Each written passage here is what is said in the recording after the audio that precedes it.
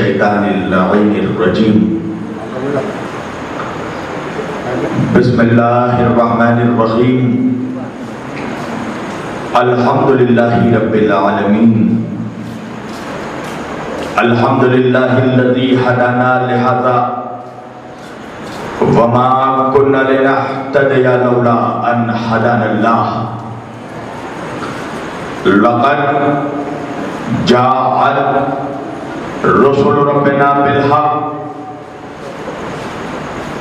الصلاة والسلام والتحية والإكرام على سيد أشرف الأنبياء والمرسلين خاتم النبيين طه وياسين شفيع المذنبين إمام الحرمين والقبلتين وسيلتنا في الدارين صاحب قاب وقوسين جد الحسن والحسين محبوب رب المشرقين ورب المغربين مولانا ومولى الثقلين سيدنا ونبينا وشفيعنا وطبيبنا وحبيبنا وكريمنا وإمامنا وملجانا ومغيثنا وأولنا وأوسطنا وآخرنا وكلنا حضور جناب ابو القاسم احمد مجتبی محمد مصطفیٰ صلی اللہ علیہ وسلم وَأَهْلِ بَيْتِهِ الطَّيِّبِينَ الطَّاهِرِينَ الْمَعْصُومِينَ الْمَظْلُومِينَ الْمُنْتَخَبِينَ الْمُنْتَجَبِينَ الْغُرِّ الْمَيَامِينَ وَأَصْحَابِهِ الْمُتَّقِينَ الْمُنْتَخَبِينَ الْمُنْتَجَبِينَ وَلَعْنَةُ اللَّهِ عَلَىٰ أَعْدَائِهِمْ أَجْمَعِينَ مِنْ يَوْمِنَا هَذَا إِلَىٰ قِيَامِ يَوْمِ الدِّينِ أَمَّا بَعْدُ فَقَدْ قال الله تعالى في الفرقان الحميد والمحكم كتابه المجيد وقوله الحق بسم الله الرحمن الرحيم أطيعوا الله وأطيعوا الرسول وأولي الأمر منكم صدق الله المولانا العلي العظيم وبلغنا رسوله النبي الأمين الكريم ونحن على ذلك لمن الشاهدين والشاكرين والحمد للہ رب العالمین. ایک بار دیگر درود پڑھیں آپ سب مل کر محمد والے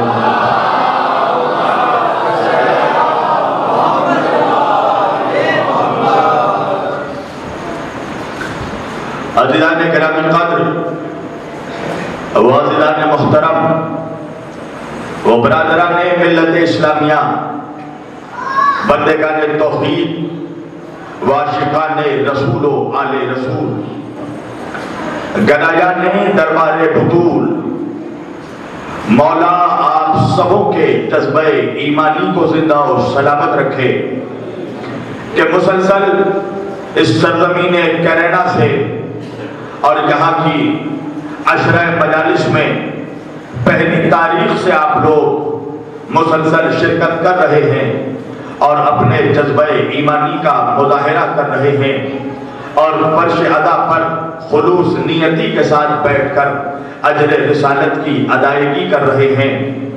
ہم نے اس عشرے میں شروع سے ہی اعلان کر دیا تھا کہ ہماری یہ تمام مجالس اور ہماری گفتگو انشاءاللہ اطاعت اور صاحبان امر کے موضوع پر ہوگی.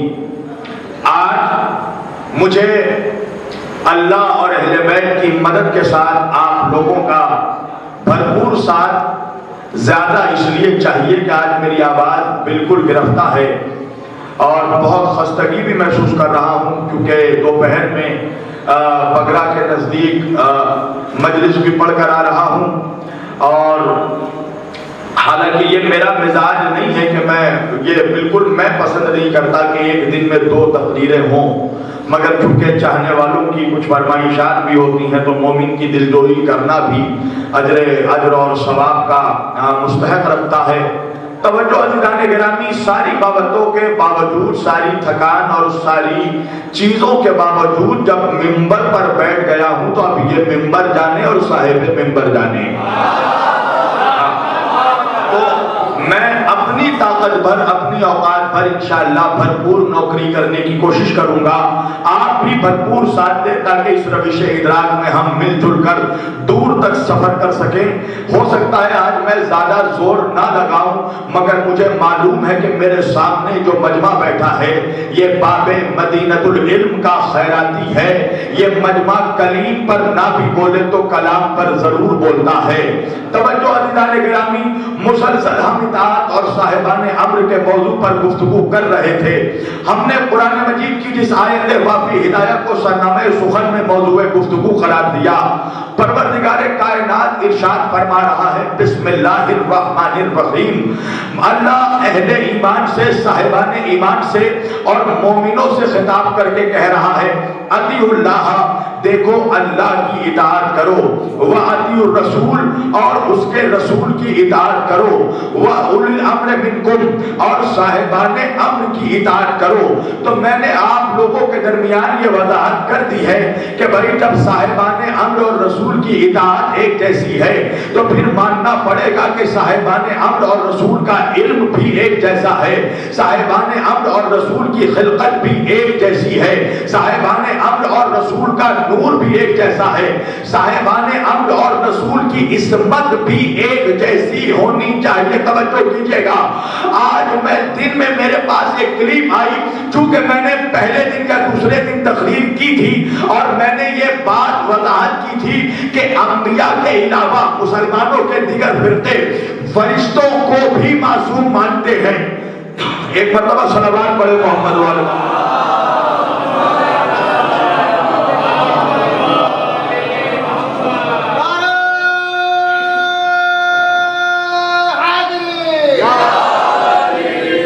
مسلمانوں کے تمام فرقے انبیاء کے علاوہ فرشتوں کو بھی معصوم مانتے ہیں. تو جب پوچھا یہ جاتا ہے کہ انبیاء کو آپ اس لیے معصوم مانتے ہیں کیونکہ اللہ نے انبیاء کو، نبیوں کو نبوت کے منصب پر فائز کیا، مگر فرشتوں کو جو معصوم مانتے ہیں، ملائکہ کو جو معصوم مانتے ہیں، اس کی دلیل کیا ہے؟ تو دلیل یہ دی جاتی ہے کہ فرشتے جو ہیں وہ اپنے منصب کی وجہ سے معصوم نہیں ہیں، اپنی خلقت کی وجہ سے معصوم ہیں. اللہ نے فرشتوں کو نور سے پیدا کیا. تو بھائی اس سوال کا جواب میں نے دیا تھا کہ جب فرشتوں کو نور سے پیدا کیا تو پھر اہل بیت کو کاہے سے پیدا کیا؟ توجہ کیجئے گا، اہل بیت کو بھی نور سے پیدا کیا. ہر مولوی اسٹیج میں چڑھ کر، چاہے وہ کسی مکتبہ فکر کا مولوی ہو، یہ شعر بڑے زوروں سے پڑھتا ہے کہ تیری نسل پاک میں ہے بچہ بچہ نور کا، تو ہے اے نور تیرا سب گھرانہ نور کا. تو پتا چلا کہ اگر فرشتوں کو خلقت کی وجہ سے معصوم مانا جائے گا تو اہل بیت کو بھی ان کے نوری خلقت کی وجہ سے معصوم ماننا پڑے گا. آج میرے پاس ایک کلپ آئی جس میں کسی نے میری بات کو پلٹنے کی کوشش کی ہے شاید، اور ایک سوال یہ رکھا کہ دیکھیے فرشتوں کو فقط نور ہونے کی وجہ سے معصوم نہیں کہا جا سکتا. اب سنیے ان کا سوال اور پھر میں جواب دوں گا، اس لیے کہ میں نے کل بھی کہا تھا نا، ابھی یزیدی کارخانے میں ایسا کوئی سوال نہیں بنا جس کا جواب حسینی نہ دے سکے.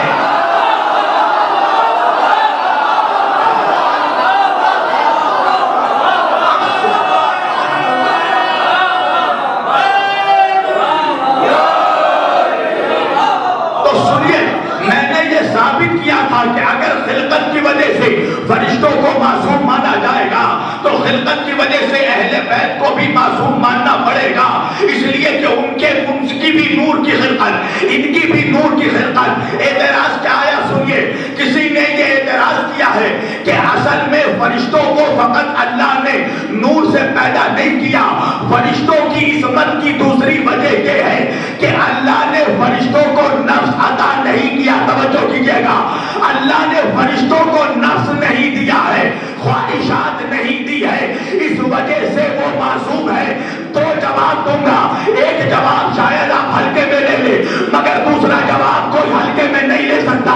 پہلا جواب یہ ہے کہ اگر فرشتوں کو نفس نہیں دیا اس وجہ سے وہ معصوم ہے تو پھر تمہیں انبیاء کی عصمت کا انکار کرنا پڑے گا. کیجیے گا انبیاء کو نبیوں کو اللہ نے نفس دیا ہے، اور اگر تو اس بات پر قائم ہے کہ جس کا نفس نہیں ہوتا وہ معصوم ہوتا ہے، تو آ کر شب ہجرت کی بستر پر دیکھ علی سویا ہوا ہے، اللہ فرما رہا ہے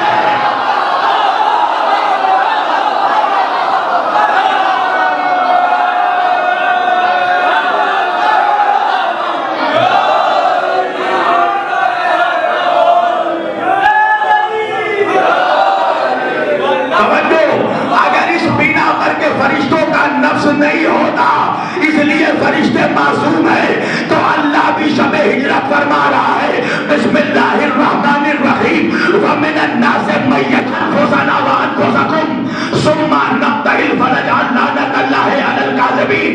حبیب ان سے کہیے کہ یہ اپنی اولادوں کو لائے، ہم اپنی اولادوں کو لائیں گے، یہ اپنی عورتوں کو لائے، ہم اپنی عورتوں کو لاتے ہیں، یہ اپنے نفسوں کو لائے، ہم اپنے نفسوں کو لاتے ہیں۔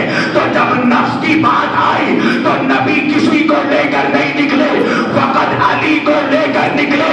اب مجھے جملہ کہنے دو کہ علی کیا نفس یا رسول اللہ کا نفس ہے یا خود اللہ؟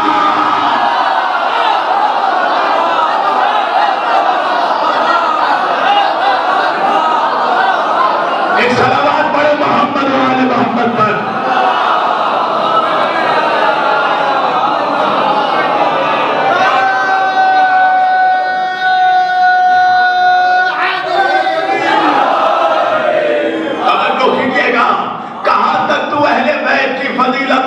بچ پائے گا، ارے جہاں جائے گا قرآن کھولے گا فضیلت اہل بیت ملے گی، اس لیے کہ بغیر ان کے امامت کے کائنات میں کچھ ثابت نہیں ہو سکتا۔ کائنات کی ہر شے محتاج ہے امامت کی، توجہ کیجیے گا، کائنات کی ہر شے محتاج ہے امامت کی، اور اللہ کے رسول نے جب قرآن کی آیت آئی وَكُلَّ شَيْءٍ أَحْصَيْنَاهُ فِي إِمَامٍ مُبِينٍ، ہم نے ہر شے کو امام مبین میں جمع کر دیا، یاد ہے نا میری گفتگو؟ اللہ کے رسول نے علی کی طرف دکھا کر بتایا کہ وَهَذَا إِمَامٌ مُبِينٌ، یہ امام مبین ہے، توجہ کیجیے گا، یہ امام مبین ہے۔ بھائی مناقب آل ابن ابی طالب میں علامہ شہر ابن شہر عاشوق نے ایک عجیب واقعہ نقل کیا ہے، حشام بن حکم سے سنیے گا انشاءاللہ، کوئی بچہ بھی بیٹھا نہیں رہے گا، علی کا چاہنے والا، علی کا غلام حشام بن حکم سے کسی منافق نے سوال کیا کہ جب نبی علی کو اپنے وقت میں اپنے زمانے میں امام بنا دیا تھا نبی نے، جب علی نبی کو امام بنا کر گئے تھے تو علی نے لوگوں کو کیوں نہیں کہا؟ توجہ کیجیے گا، سوال دیکھیے، حشام بن حکم سے منافق نے سوال کیا کہ جب نبی علی کو امام بنا کر گئے تھے تو علی نے بعد رسول لوگوں سے کیوں نہیں کہا کہ مجھ کو امام مانو؟ علی نے لوگوں سے کیوں نہیں کہا کہ مجھ کو امام مانو؟ حشام بن حکم نے ایک مرتبہ چہرہ دیکھا منافق کا اور دیکھ کر کہا مجھے پہلے یہ بتا کیا آدم نے ابلیس کو کہا تھا کہ مجھے سجدہ کرو؟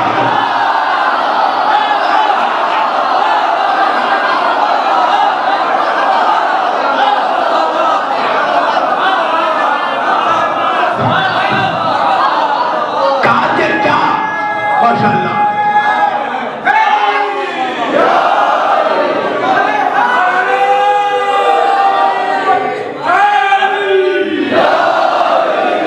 کیا آدم نے ابلیس کو کہا تھا کہ مجھ کو سجدہ کرو؟ اب منافق پریشان ہو کر حشام سے کہنے لگا بات تو صحیح ہے مگر واقعہ کیا ہے، ماجرا کیا ہے؟ تو حضرت حشام بن حکم نے جواب دیا کہ وجہ یہ ہے آدم نے ابلیس کو نہیں کہا کہ مجھ کو سجدہ کرو، وجہ یہ ہے کہ آدم کی ہی خاطر اللہ نے ابلیس کو بہت پہلے اپنی محفل سے نکال دیا تھا۔ ارے توجہ، ارے توجہ، اللہ نے آدم کی ہی خاطر ابلیس کو پہلے سے محفل سے نکال دیا تھا۔ مسلمانوں اب تاریخ میں دیکھو کن کو محفل سے نکالا گیا۔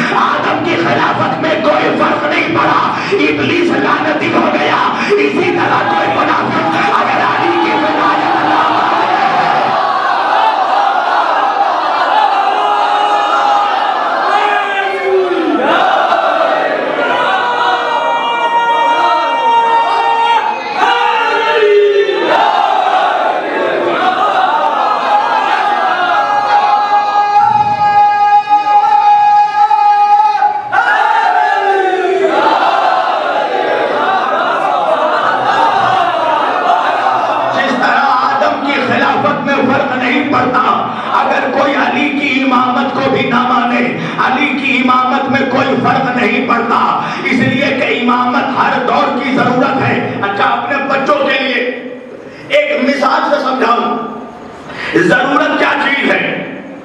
بھائی آپ دیکھ رہے ہیں نا، میں مجلس پڑھتے پڑھتے پانی پیتا ہوں، کیوں؟ اس لیے کہ مجھے پانی کی ضرورت ہے۔ غور سے سنیے گا، مجھے پانی کی ضرورت ہے، پانی کو میری ضرورت نہیں ہے۔ پیاسوں کو پانی کی ضرورت ہے، پانی کو پیاسوں کی ضرورت نہیں ہے۔ ہم انسانوں کو پانی کی ضرورت ہے، پانی کو ہماری ضرورت نہیں ہے۔ وجہ کیا ہے؟ جب علماء سے پوچھا گیا تو علماء نے جواب دیا، وجہ یہ ہے کہ اللہ نے پانی کو پہلے خلق کیا، ہمیں بعد میں خلق کیا۔ آئے ہائے ہائے ہائے ہائے ہائے ہائے، ایک بات سمجھ میں آ گئی نا کہ جو پہلے خلق ہوتا ہے وہ ضرورت ہوتی ہے، جو بعد میں خلق ہوتا ہے وہ ضرورت مند ہوتا ہے۔ پانی ہم سے پہلے پیدا ہوا تو ہمیں پانی کی ضرورت، مٹی ہم سے پہلے خلق ہوئی تو ہمیں مٹی کی ضرورت، ہوا ہم سے پہلے پیدا ہوا تو ہمیں ہوا کی ضرورت، آسمان ہم سے پہلے پیدا ہوا تو آسمان کو ہماری ضرورت۔ اب میں پوچھوں گا، آسمان تو ہم سے پہلے پیدا ہوا مگر آسمان سے پہلے کون پیدا ہوا؟ پانی تو ہم سے پہلے پیدا ہوا مگر پانی سے پہلے کون پیدا ہوا؟ توجہ، مٹی تو ہم سے پہلے پیدا ہوئی مگر مٹی سے پہلے کون پیدا ہوا؟ تو میرے نبی نے فرمایا، اول ما خلق اللہ نوری، اللہ نے سب سے پہلے میرے نور کو پیدا کیا۔ اب مجھے ایک جملہ کہنے دو کہ ساری انسانیت کو کائنات کی ضرورت ہے، کائنات کو محمد کی ضرورت ہے۔ اب محمد سے پوچھا گیا، یا رسول اللہ آپ کو کس کی ضرورت ہے؟ تو نبی کا آج قرآن کی آیت ہے، نبی نے فرمایا وجعل لی من لدنک سلطانا نصیرا، اے اللہ تو مجھے اپنے پاس سے ایک طاقتور مددگار بھیج دے۔ توجہ کرنا، تو نبی کا مددگار اللہ کے پاس سے آئے گا۔ اب وہ پوچھیں گے کہ اللہ کے پاس سے کون آیا؟ اب میرا جواب سننا، اللہ کے پاس سے وہی تو آئے گا جو اللہ کے گھر میں آئے گا۔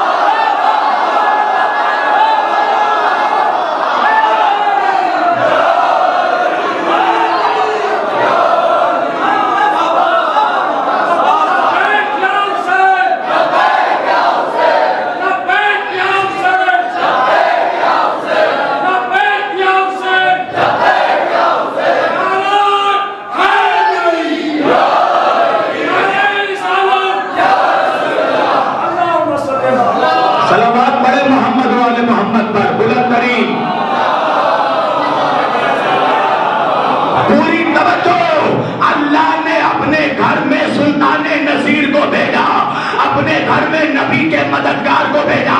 اب مجھے ایک جملہ کہنے دو کہ بھائی علی کون ہے؟ علی ہے نبی کا بھائی. نبی کون ہے؟ نبی ہے اللہ کے رسول. توجہ کیجیے گا, علی ہے محمد کا بھائی, محمد ہے اللہ کا رسول. تو ہونا تو یہ چاہیے تھا جو محمد کا بھائی تھا محمد کے گھر پہ آتا, جو اللہ کا رسول تھا اللہ کے گھر پہ آتا. مگر اللہ نے نظام پلٹ دیا, محمد کے بھائی کو اپنے گھر میں بھیجا, اپنے رسول کو ابو طالب کے گھر.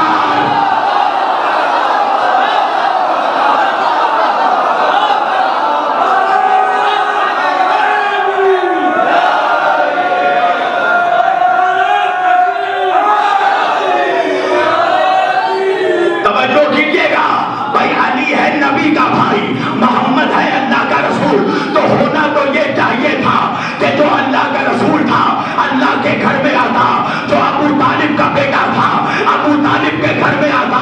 مگر اللہ نے ابو طالب کے بیٹے کو اپنے گھر میں بھیجا اور اپنے رسول کو ابو طالب کے گھر میں بھیجا. کیا خیال ہے مسلمانوں کے علماء کا کہ اللہ نے اپنے حبیب کو, نبیوں کے سردار کو ابو طالب کے گھر میں کس لیے بھیجا؟ کم از کم اللہ کی نظر میں ابو طالب کے گھر کی عظمت کعبے جیسی ہوگی.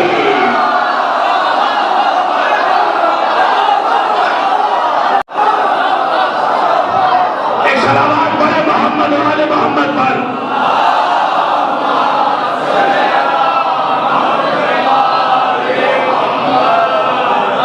بہت بڑا جملہ میں نے کہا, اگر اللہ کے نگاہوں میں ابو طالب کا گھر بعظمت نہ ہوتا تو پھر یہ ممکن نہیں تھا کہ اللہ اپنے حبیب کو ابو طالب کے گھر بھیجے. پوری توجہ, اللہ اپنے رسول کو بھیج رہا ہے ابو طالب کے گھر اور امام کو بھیج رہا ہے کعبے میں. توجہ. اچھا, آپ کو میں کچھ واقعہ یاد دلاؤں. اللہ نے نبیوں کو بھی امامت دی ہے, سنیے گا, مگر فرق بھی بتاؤں گا. اس امامت میں اس امامت میں کیا فرق؟ اللہ قرآن میں فرما رہا ہے بسم اللہ الرحمن الرحیم, وَإِذَا ابْتَلَىٰ إِبْرَاهِيمَ رَبُّهُ بِكَلِمَاتٍ فَأَتَمَّهُنَّ قَالَ إِنِّي جَاعِلُكَ لِلنَّاسِ إِمَامًا. جب ہم نے ابراہیم سے امتحان لیا اور ابراہیم امتحان میں کامیاب ہو گئے, کیسے؟ کہ ابراہیم نے کلمات کہے.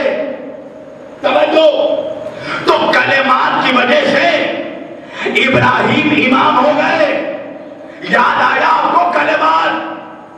کیا ہے کلمات؟ سورہ بقرہ اللہ فرما رہا ہے بسم اللہ الرحمن الرحیم فَتَلَقَّىٰ آدَمُ مِن رَبِّهِ کلمات. آدم نے اپنے رب سے کلمات کہے, فَتَابَ عَلَيْهِ, جس کی وجہ سے آدم کی توبہ قبول ہوئی.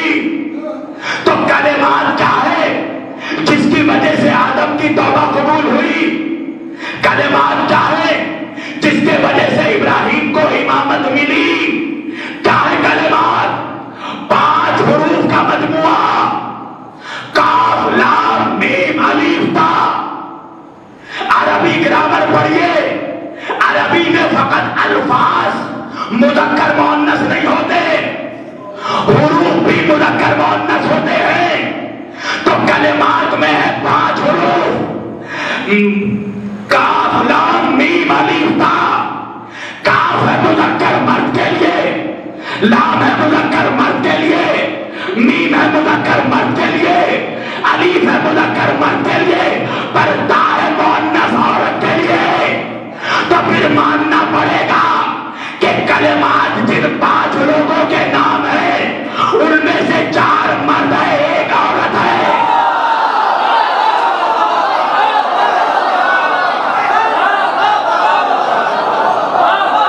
انشاءاللہ اس کی تفصیل کسی اور دن عرض کروں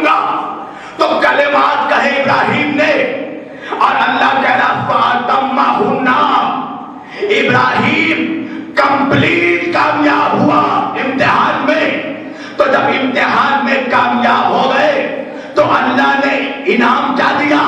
کہا قال انی جاعلک للناس اماما، ابراہیم ہم نے تمہیں انسانوں کا امام بنایا. توجہ، ہم نے تمہیں انسانوں کا امام بنایا. اور اب یہ 12 امام کون؟ جس کے لیے اللہ کہہ رہا وَكُلَّ شَيْءٍ أَحْصَيْنَاهُ فِي إِمَامٍ مُبِينٍ. ہم نے ہر شے کو امام مبین میں جمع کر دیا. توجہ کیجئے گا، ابراہیم ہے فقط انسانوں کے امام، علی ہے کائنات کا امام. اور اگر کسی کو شک ہو تو امام شافعی سے جا کر پوچھنا. امام شافعی فرماتے ہیں علی حبہ جنہ قسیم النار والجنہ وسیع مصطفیٰ حقا امام الانس والجنہ. علی اماموں کے بھی، علی انسانوں کے بھی امام، علی جنوں کے بھی امام. توجہ، تو ابراہیم ہے انسانوں کے امام. اب میں آپ کو فرق بتاؤں ابراہیم میں اور علی میں فرق کیا ہے. ابراہیم ہے انسانوں کا امام، علی ہے کائنات کا امام. اللہ کہہ رہا ہم نے ہر شے کو امام مبین میں جمع کر دیا. ایک صلوات پڑھے محمد و آل محمد پر.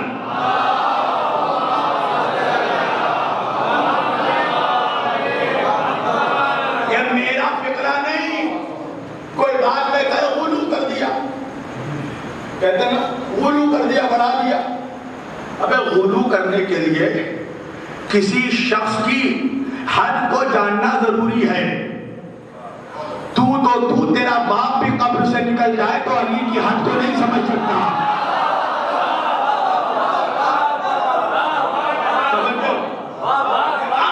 آج کل ہمارے بیچ میں بھی چلتا ہے نا غلو کر رہا ہے. اس کا مطلب یہ کہ تو علی کی حد جانتا ہے، اور اگر تو یہ دعویٰ کر رہا ہے تو اس کا مطلب یہ ہے کہ تو اپنی حد سے آگے بڑھ چکا ہے.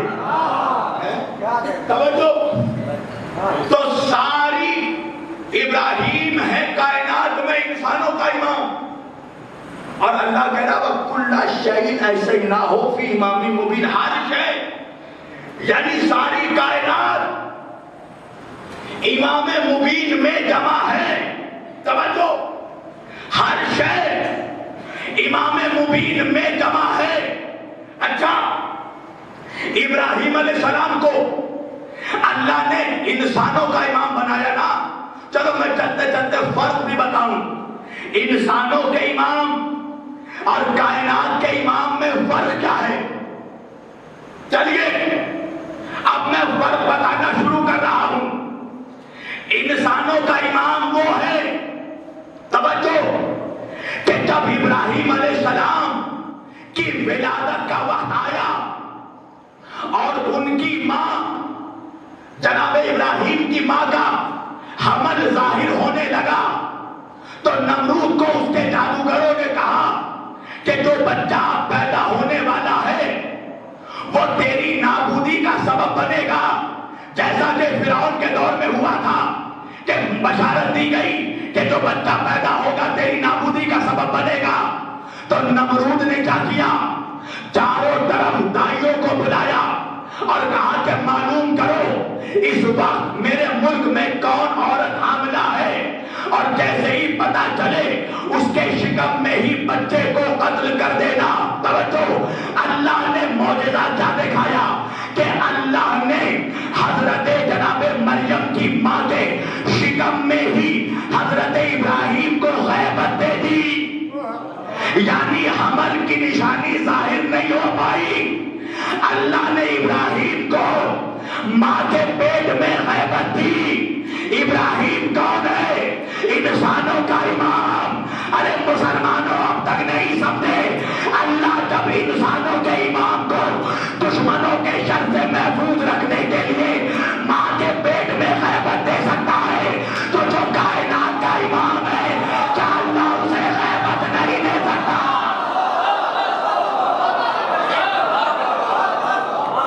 ایک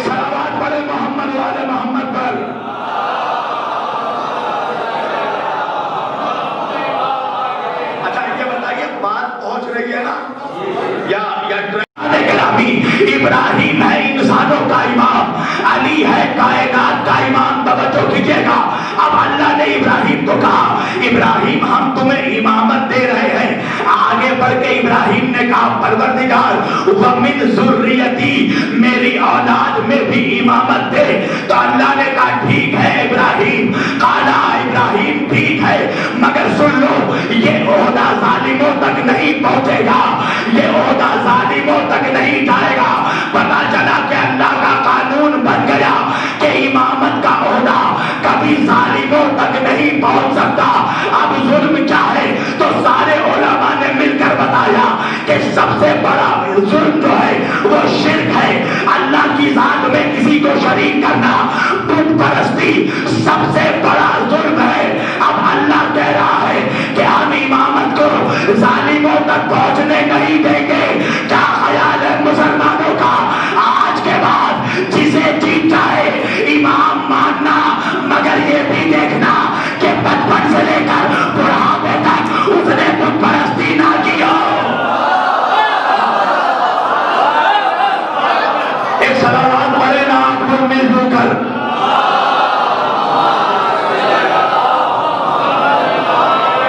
بچپن سے بڑھاپے تک، دیکھیے آج میں زیادہ زور نہیں لگا پا رہا ہوں، مگر پھر بھی جتنی طاقت ہے صرف کر رہا ہوں۔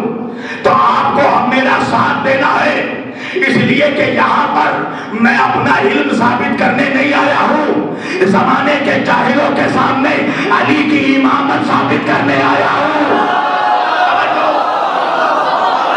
اس وقت وکیل امامت بن کر بیٹھا ہوں۔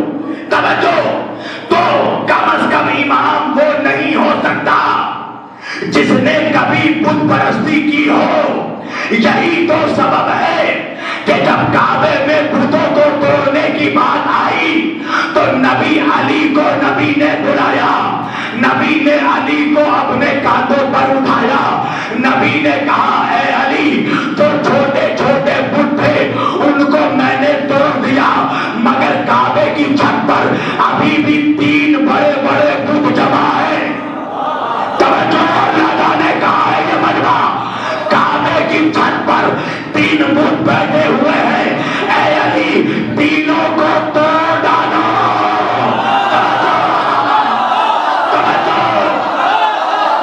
اے علی لات و عزا ہبل تینوں کو توڑ ڈالو۔ کیا ہوا؟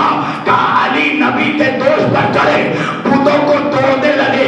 ایک مرتبہ علی نے نبی کو دیکھا، نبی نے علی کو دیکھا، دیکھ کر نبی نے کہا یا علی قبیلے کا بت کعبے میں رکھا ہوا تھا، ہر قبیلے والوں نے اپنے اپنے صنم، اپنا اپنا بت کعبے میں رکھ دیا تھا۔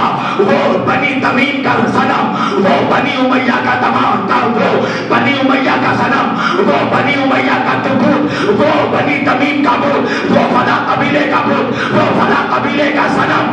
مگر مجھے کسی بھی تاریخ میں دکھاؤ کہ قبیلہ بنی ہاشم کا کوئی بھی صنم کعبے میں رکھا ہو۔ کہنے لگے نہیں مولانا، اس لیے کہ سارا عرب صنم والا تھا اور بنی ہاشم علم والے تھے۔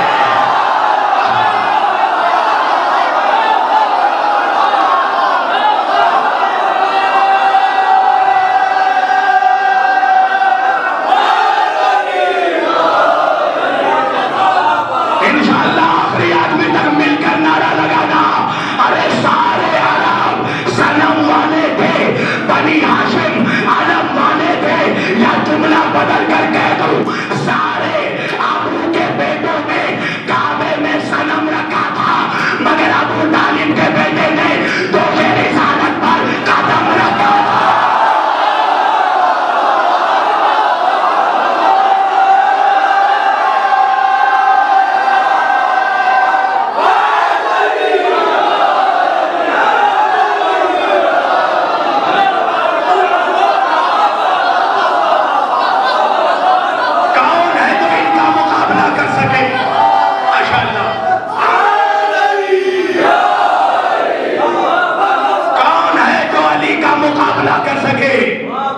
ابراہیم ہے انسانوں کا امام، علی ہے کائنات کا امام۔ توجہ، ایک اور فرق بتاؤں، واقعہ جا کر پڑھیے گا تفسیروں میں۔ ایک دن ابراہیم علیہ السلام اپنے گھر میں کچھ بالو لے کر آئے، ایک بستے میں بالو لے کر آئے اور بالو گھر میں رکھ دیا اور پھر کہیں کام سے باہر چلے گئے۔ جب واپس آئے تو کیا دیکھا؟ حضرت سارہ ابراہیم علیہ السلام کی بیوی آٹے سے روٹی بنا رہی ہے۔ ابراہیم نے پوچھا آٹا کہاں سے آیا؟ کہا آپ ہی تو لے کر آئے تھے۔ توجہ کیجیے گا، یہ انسانوں کے امام کا معجزہ ہے کہ جس بالو کو چھو دے وہ بالو آٹے میں تبدیل ہو جاتا ہے۔ توجہ کیجیے گا، یہ ہے انسانوں کا امام جس کے ہاتھ کا بالو آٹے میں تبدیل ہو جاتا ہے۔ یہ ہے کائنات کا امام جس کے ہاتھوں کا دھوبن جواہرات میں تبدیل ہے۔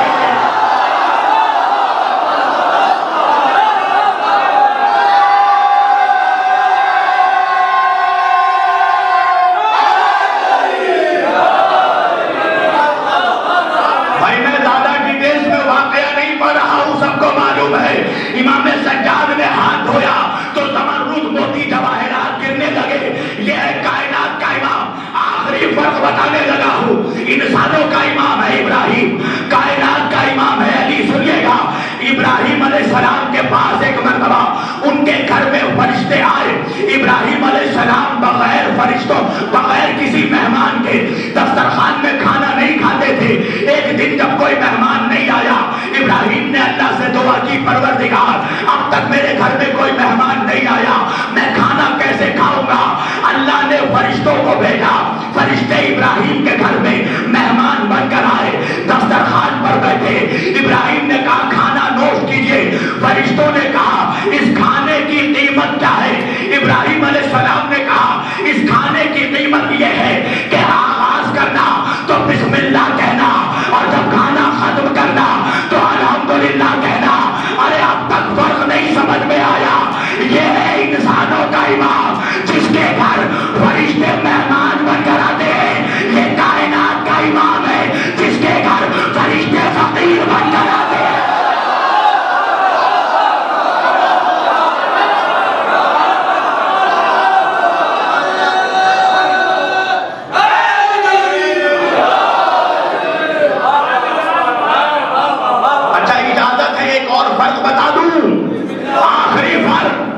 ابراہیم ہے انسانوں کا امام، علی ہے کائنات کا امام۔ اللہ نے انسانوں کے امام سے کہا کعبہ بناؤ، تو انسانوں کا امام وہ ہے جو کعبہ بناتا ہے، کائنات کا امام وہ ہے جو بنائے ہوئے کعبے میں آتا ہے۔ سنیے گا، آخری آدمی تک بہت تاریخی جملہ، ارے ابراہیم نے وہ ہے، انسانوں کا امام وہ ہے جو کعبہ بناتا ہے، کائنات کا امام وہ ہے جو کعبے میں آتا ہے۔ ارے جو کعبہ بنا دے وہ انسانوں کا امام، اور جو اسی کعبے کو قبلہ بنا دے وہ کائنات کا امام۔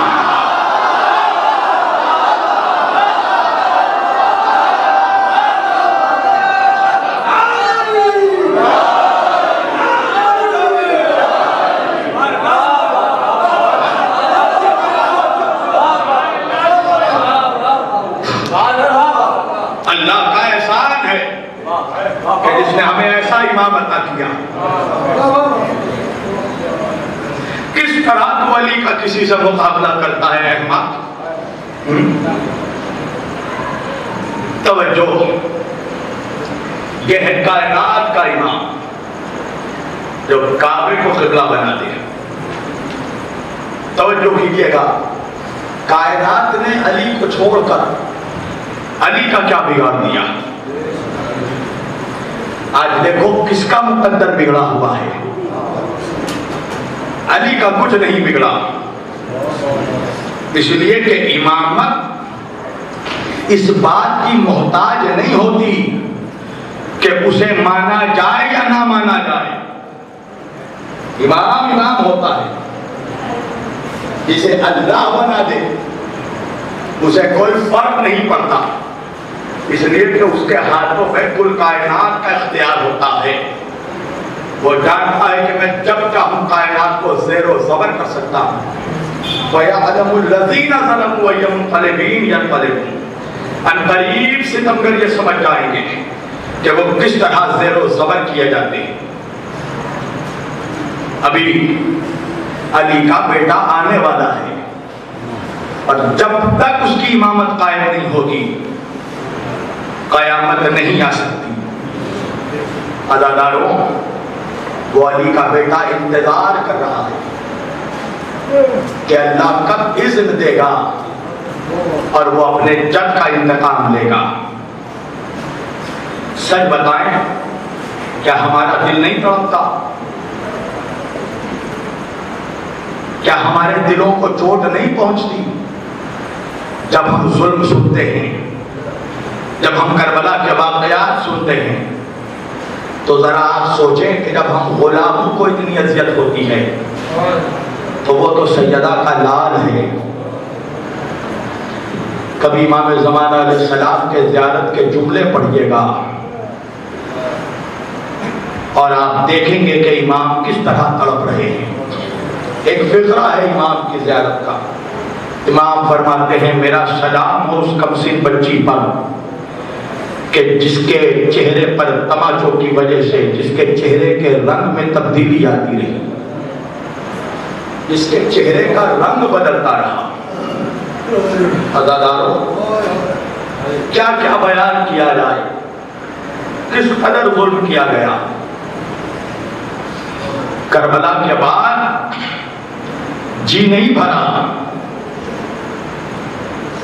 عزاداروں، اگر میں ایک بات کہوں تو حقیقت سے خالی نہیں ہوگی کہ جو اصل ظلم تھا وہ تو شام غریبہ کے بعد شروع ہوا۔ عزاداروں، جو ظلم سجاد نے دیکھا ہے، اللہ کسی بیٹے کو وہ دن نہ دکھائے۔ جو دن زینب نے دیکھا ہے، اللہ کسی بہن کو وہ دن نہ دکھائے۔ عزاداروں، جب اون و محمد کے جنازے آئے نا تو زینب نے اون و محمد کا ماتم نہیں کیا۔ امام نے اپنی بہن سے ایک جملہ کہا، بہن زینب، اللہ نے تجھے 2 بیٹے دیے تھے، تو نے دونوں کو قربان کر دیا، ایک کو بچا لیتی تو تیری نسل بچ جاتی۔ آپ سمجھ سکتے ہیں عزاداروں، یہ کتنا بڑا فقرہ ہے امام کا۔ یعنی زینب نے اپنے 2 اولادوں کو نہیں بلکہ کربلا میں اپنی پوری نسل قربان کر دی۔ ہاں عزاداروں، جب امام سجاد سے پوچھا گیا نا، مولا آپ کربلا کے بعد ہر وقت روتے ہیں، مولا یہ بتائیے سب سے زیادہ ظلم کہاں ہوا، مولا سب سے زیادہ مصیبت کہاں آئی؟ 3 مرتبہ میرے بیمار امام نے کہا الشام الشام الشام۔ ایک مرتبہ منہال نے کہا مولا اکبر کے سینے پہ برچھی کربلا میں لگی، اصغر کے گلے میں تیر کربلا میں لگا، قاسم کربلا میں تقسیم ہوا، مولا شام میں کیا ہوا؟ ایک مرتبہ امام نے تڑپ کر کہا منہال تو نے انصاف نہیں کیا، ارے سینے پہ برچھی کھانا ہماری میراث ہے، شہادت پانا ہماری میراث ہے، مگر ماں بہنوں کا ننگے سار بازاروں میں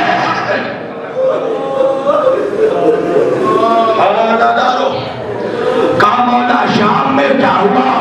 عزاداروں سنیے گا مولا کے فقرے کا منہال سن سکے گا۔ جب ہم شام میں داخل ہوئے نا، جب شام کے دروازے میں داخل ہوئے نا تو لاکھوں تماشائی کھڑے تھے، لوگ شادیانے بجا رہے تھے، لوگ تالیاں بجا رہے تھے، یزید نے چاروں طرف شیشے لگا دیے تھے۔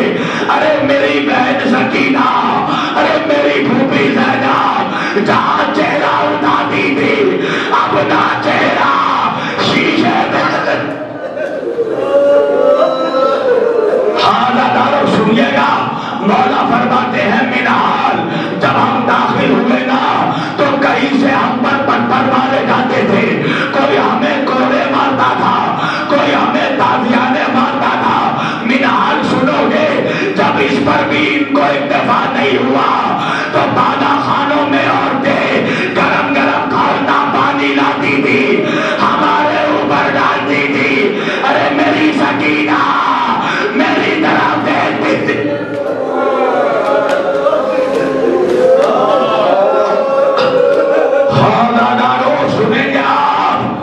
زینب 18 گھنٹے کھڑی رہی، اس لیے کہ ظالم شطرنج کھیل رہا تھا۔ خانہ دارو علی کی بیٹی دربار میں داخلی میں زیادہ دیر نہیں، 2 منٹ میں تمام کر دوں گا۔ دربار شام میں داخل ہوئی۔ عزادارو، یزید کی بیوی ہند اپنے کمرے میں تھی، ایک مرتبہ اس کی کنیز دوڑتے ہوئے آئی اور آ کے کہنے لگی قیامت ہو گئی، قیامت ہو گئی۔ ہند نے کہا کیا ہوا؟ کہا آج جیسے قیدی میں نے دیکھے اس سے پہلے کبھی نہیں دیکھے۔ ہند نے کہا معلوم کر کے آ یہ قیدی کہاں کے رہنے والے ہیں۔ کنیز گئی واپس آئی، کہا کہ میں نے معلوم کیا ہے یہ قیدی مدینے کے رہنے والے ہیں۔ عزادارو، ایک مرتبہ مدینے کا نام سنانا، ہند دوڑتے ہوئے دربار میں آئی۔ عزادارو سن سکیں گے میری شہزادی نے، علی کی بیٹی نے اپنے بالوں سے چہرہ چھپا رکھا تھا۔ عزادارو، ہند زینب کے سامنے کھڑی ہو گئی۔ ایک مرتبہ کہا اے بی بی آپ لوگ کہاں کی رہنے والی ہیں؟ شہزادی نے کہا ہم لوگ مدینے کے رہنے والے ہیں۔ ایک مرتبہ مدینے کا نام سنا نا، ہند نے کہا کیا